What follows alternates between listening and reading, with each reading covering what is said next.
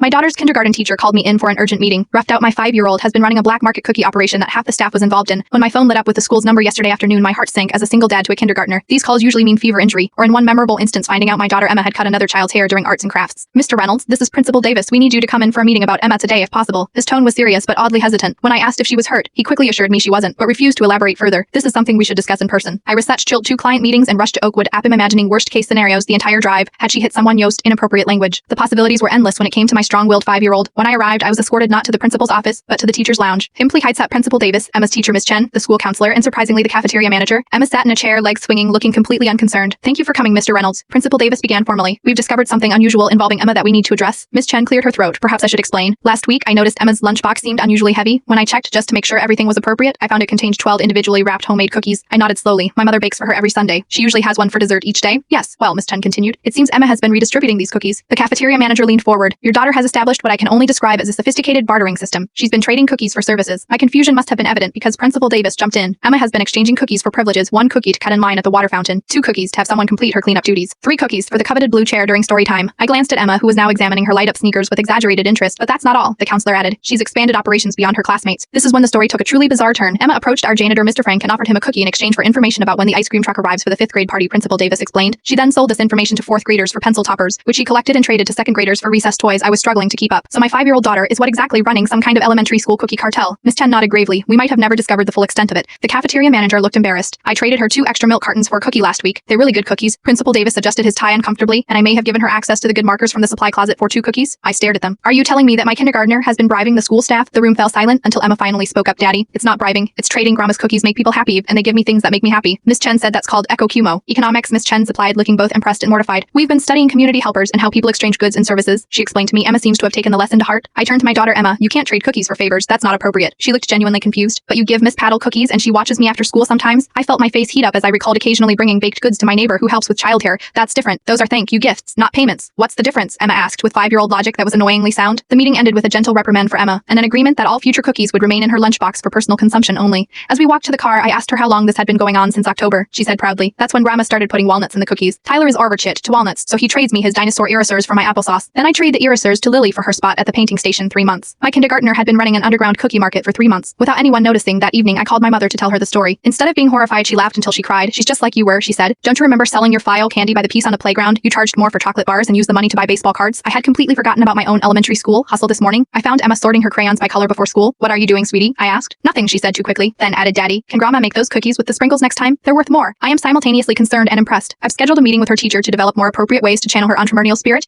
And yes, I've hidden the cookie jar.